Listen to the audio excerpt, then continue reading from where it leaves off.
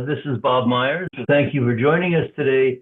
We have an unusual interview with two distinguished Oxfordians and people of the arts. The principal interview is going to be with Daniel Stephen Kratz, who is a composer, musician, and college professor, and Jonathan David Dixon, who is the masterful bartender of the online Blue Boar Tavern. They are friends. I assume, John, what you do for a living, I guess you're drinking buddies too. But let's start with Daniel. Give us a sense of how you came to be interested in the Earl of Oxford and how you integrate that into your artistic work. Why don't you go ahead? Sure. Well, actually, it was, and I usually begin my class with this, it was some 40 years ago. There was a column in the newspaper by a nationally syndicated columnist by the name of Sidney Harris, who had 20 questions for Shakespeare professors, basically.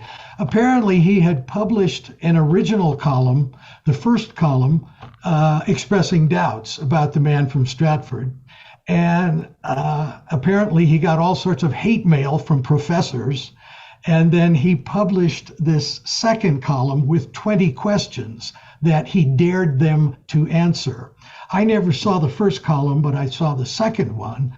And that was my introduction to the authorship problem. And then a few years later, Charlton Ogburn's book came out, and I found it in the library. And it was one of those that you read cover to cover, you hardly ever put it down, even though it's some 800 pages. That was my experience. And from that point, I was hooked. So okay. Now I'm not a researcher, but I try to read all of the research that has been done. And I find it just a wonderful, wonderful puzzle. And Bob, I want to thank you for all of the many interviews that you've done over the last few years. I believe I've seen all of them. One, I get at least one piece of the puzzle, this giant puzzle that intrigues all of us so much. So, well, thank you very much. Flattery will get you anywhere. Let me ask you about your music. And your composing. What kind of works do you do? Well, I love writing for orchestra, especially operas. And I love working with an orchestra because of the colors, the textures, all of the things that you can do with an orchestra. And I'm always finding new things that you can do. I prefer to have other people write the librettos for me, that is, the words.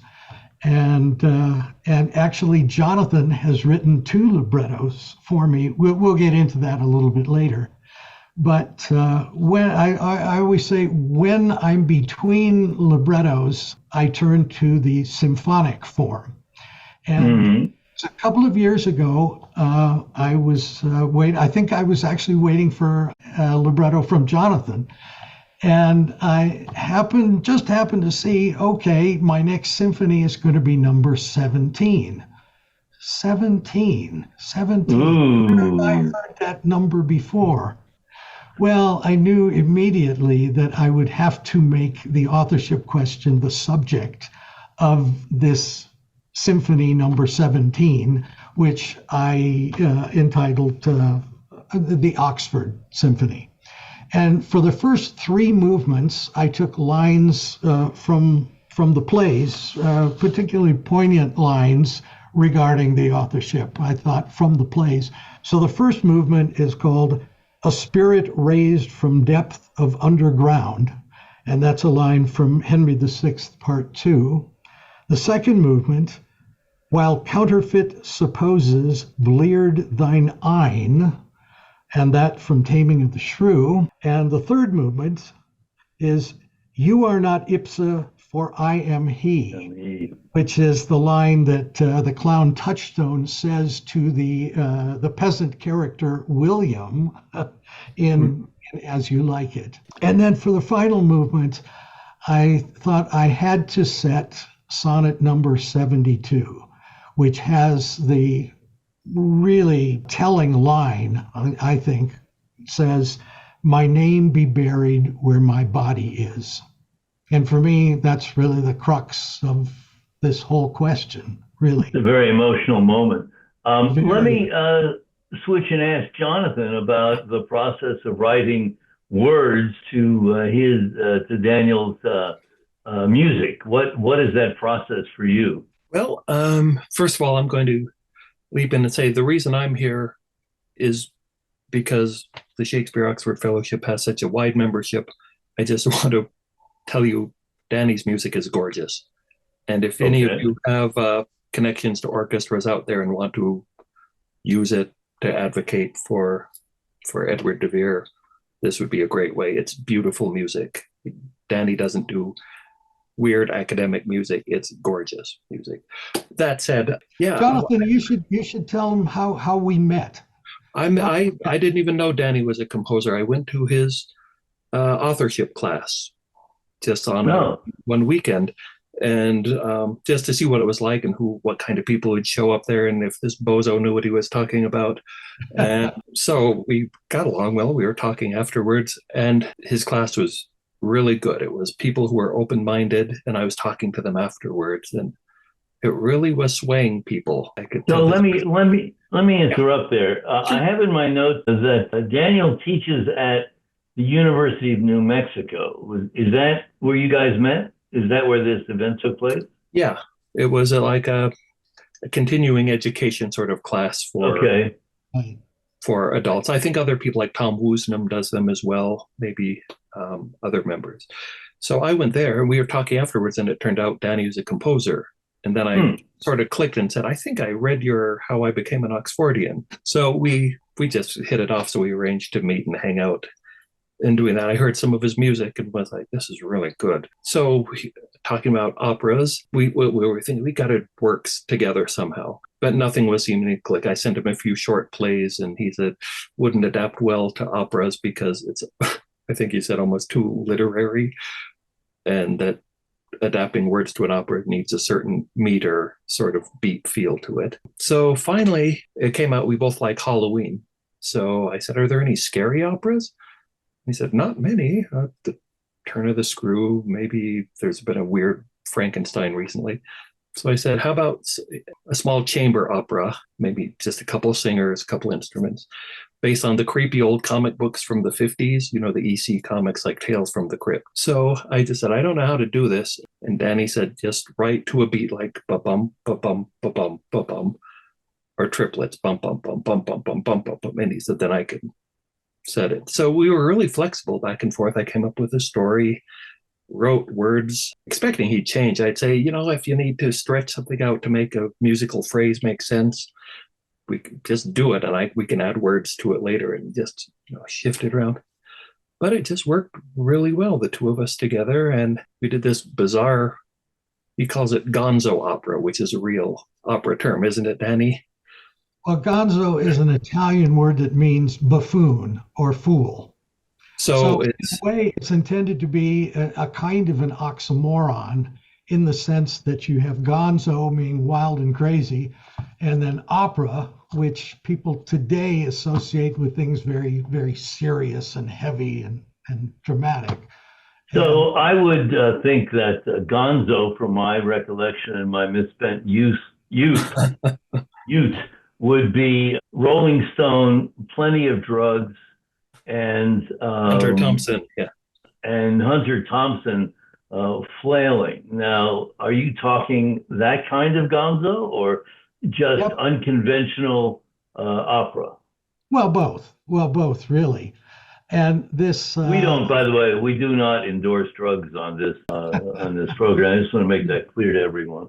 Just wild, thanks wild for and clarifying. Generally. But no, the gonzo operas are things that you would using characters and plots that you would never expect to find in traditional opera. It's real opera for opera singers, but with a very different twist to it. So sort of going back to, like in Mozart's time, opera was fun and popular entertainment. Right. That's why. So let's bring this back to Oxford and or Shakespeare. And let me say parenthetically that if one Googles Daniel's name and opera or the word Gonzo Opera, or maybe just your name, you can find a whole bunch of these things and play them in the privacy of your own home. They're not going to be terribly upsetting, and they are going to be very good.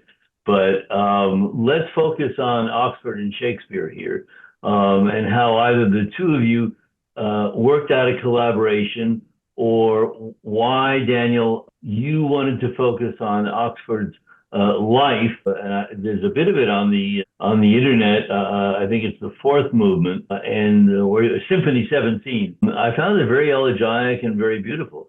So why don't you talk about that for a moment? Well, it was simply a coincidence that, as I say, I happened to return to the symphonic form while I was waiting for a libretto, and I noticed the next one is number 17, and so it just clicked. I said I have to make this about the authorship question. So the second movement actually takes a theme from an Elizabethan theme, and it's sort of variations on a theme. A musical theme? Yes. Is that what you're saying? So in terms of the melody or the note? Yes, exactly. Okay. Exactly. You can. It's in there subtly. Like when I've listened to Danny's synthesizer sort of mock-up of it, it took me a listen or two before I'm thinking I can hear this Elizabethan melody playing all the way through it, but things are happening all around it. It's sort of interesting. Rising and going, but it is there the more you listen to it and get familiar. You can hear this Elizabethan melody. Oh, interesting. All right, so pick up, Dan, and where we're going now. How you put this all together in an Elizabethan, in a modern day version of an Elizabethan symphony. Yeah, well, the first and third movements are simply my idea of illustrating the lines that I picked as titles, and they have a certain thematic relationship to each other, the first and third movements. But then the final movement had to be the setting of the sonnet number 72, a very moving. It may be the most emotional of all the sonnets. There's that maybe other people may have other ideas, but to me, and they do. Most emotional of all of them, certainly one of the most anyway. But I said it specifically for my friend, the opera star Brian Cheney. Now, Brian and I have a link to Leonard Bernstein by way of Jerry Hadley, the great opera star Jerry Hadley. And I'll tell you a little bit about how this came about. I met Jerry in around 1995 when he was at the height of his career, an international opera star. And we hit it off really well. We had very similar ideas about contemporary music, what it should be, what it shouldn't be. And it was interesting because Leonard Bernstein, for a long time, he was really disappointed in the tenors that he was encountering. They were either not very good or not very bright. And then along came Jerry Hadley, who was both of those things in spades. And Bernstein really took him under his wing and spent several years really tutoring him, not just in music, but in singing, but in music generally. And at one point, Jerry said to him, "You've spent all this time with me. What can I do to pay you back?" And Bernstein said, "Pass it on." Well, Jerry took that very seriously, and he went looking for a composer and for a tenor. Well, when I met him, as I said, we hit it off really well. And he said to me, "Well, you know a lot about singing. Are you a singer?" And I said, "Well, no, actually, I'm a composer." He said, "Well, we desperately need new American music, but good new American music." He said, "I put out a call for scores last year, and I got about over 200 scores." And he said, I went through every one of them, and I'll be honest, I didn't find anything that I thought was worth doing. But he said, but send me some of your music. I said, well, sure, I will. And a couple of months later, after he got off a long tour, he called me up at my apartment in Berkeley, where I was living, and he said, I love the way you write, and I want to commission you to write for me. And the first piece that we did was a setting of poetry by Carl Sandburg that was very dear to Jerry's heart. He picked out the poetry, and it was ultimately made into a program for PBS. And that's available on Google or YouTube. And again, it's very melodic and very powerful. Did anything Oxfordian come with your friendship with Bernstein? Well, I never knew Leonard Bernstein. I knew Jerry. Oh, you knew Jerry, and Jerry knew Bernstein. Okay. Right. That's the link. Yeah. Well, No, nothing there except that, that was the first part of Jerry's promise to Leonard Bernstein to pass it on. The second part was that he found one young tenor that he took under his wing and coached him for several years. And that young tenor was Brian Cheney. And since then, he and I have become fast friends. And in fact, we put out an album last year called Bright Star, which is orchestral songs and arias from various operas, and it includes the sonnet number 72. But Brian's gone on to be an opera star in his own right. And so I was writing for the best, as good a voice as there is singing today. So let me go back to the symphony and ask you about the creative process in taking either Shakespearean or Oxfordian themes and putting them into the movement.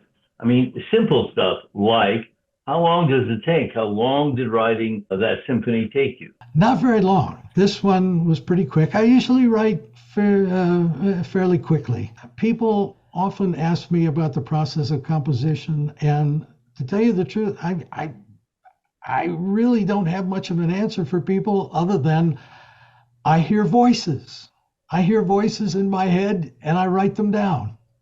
And I asked him this once, Bob. I said, the first time I was at Danny's house, I said, well, can you play something there? Because there's a piano there. And he said, well, I don't really play the piano. I said, well, how do you write music? And he just said, it's out of my head. I just write it on the paper out of my head. And I'm like, with orchestral music, you really have to do that. Because it's not like you have an orchestra at your disposal. You have to hear it in your head, and then you transcribe what you hear in your head. And that's the process. Now, you've mentioned several pieces that have been recorded or are available. And I have listened to the Oxford Symphony, part of the Oxford Symphony.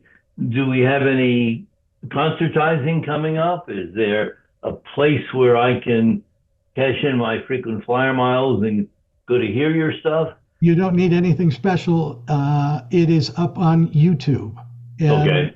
Put the link in the description. The orchestra, now this is pretty interesting. The orchestra is the BBC Symphony Orchestra. Now, let me explain. I didn't have the BBC Orchestra at my disposal, but I have their sound fonts. So what I could do is take my score and plug in the sounds of the BBC Orchestra for the various instruments. And so that's what you're getting. Other than Brian's voice in the last movement, which of course is real, all the sounds are the sound fonts of the BBC Symphony Orchestra. Got it. Now, it doesn't have all the subtleties that a conductor and a real live orchestra would put into it, but it's pretty close. And it really does sound pretty good because this is the sound of the BBC Symphony Orchestra. And my part in this was I listened to some of these, and Brian had recorded his voice off in New York or New Jersey or something like that. And Danny had used his little studio to do the orchestral mock-ups. And I said, yeah, I do some sound editing and mixing. I thought, can I fiddle with these a little bit? So I just used some jiggery pokery sound stuff to try to make it sound like Brian was really in a big room with a real orchestra, and added a little more human touches to it. So, for example, the big moment for me that actually gave me chills when I heard it is after the line, "My name be buried with my where my body is." And, because the computer was just going by beats, it did like this one beat and that's it. And I said, no, you need to have silence there. So I added the silence to, using my instincts for timing and giving it that human interpretive touch. So that was what I could add to that. This is just one more of Jonathan's many talents. Jonathan is a wonderful writer, a wonderful artist. He's a composer, and now he's a master sound engineer. So, not to mention actor as well. So I've actually seen him in some stuff. So I agree with everything. Let me ask you in a few minutes we have. Do you have other Oxfordian compositions that you're playing around with, or themes or ideas? Yes. Some years ago, I wrote a piece, a theater piece for baritone and actor and pianist, where both the baritone and the actor are playing the man from Stratford, who has come back after many, many years being in the other world or whatever. And he's come back to tell the story. And it goes back and forth between narration and setting of some of the texts. So hope to get that done someday, but so far we haven't. Okay, so this is good. Let me just go back and ask, are you still teaching part-time at the University of New Mexico? Yes, I am. I have a class coming up in October. Now, is that a class in literature, in music, in... it's specifically on the authorship question. Really? I teach a number of different classes. I'm teaching one actually next week on satire, the history of satire. But no, this is specifically on the authorship question. This will be about the 5th time I've taught it, I think. And is this week? We could be an awful lot of people packing to go to New Mexico right now. Is this a series of classes, or you do a class and that's it, or there are three or four of them? It's just a 2-hour class. But you do it annually? Pretty much, yeah. Okay. Do you have other subjects that you teach? Oh yeah, there's a couple of music classes that I teach. I have to tell this. A classical music-based one on Looney Tunes cartoons coming up. Well, not so much classical music-based, just Looney Tunes, period, which I think cartoons are the great American art form. One of them. Yeah, that's it. Yes. Jonathan, what about you? Are you teaching it all now? No. No. All right. Okay. So this has been great. I'm glad we got it worked out. We'll put a bunch of links to various things that we've talked about in the... Daniel Stephen Crafts, Crafts. And I will do my best to get at least I guess it's the 4th movement of Symphony Number 17 linked to this at the end. I hope people enjoy it as much as I have. Thank you both for taking the time to talk today. Thank you for having us, Bob. Sure. Take care. Bye-bye.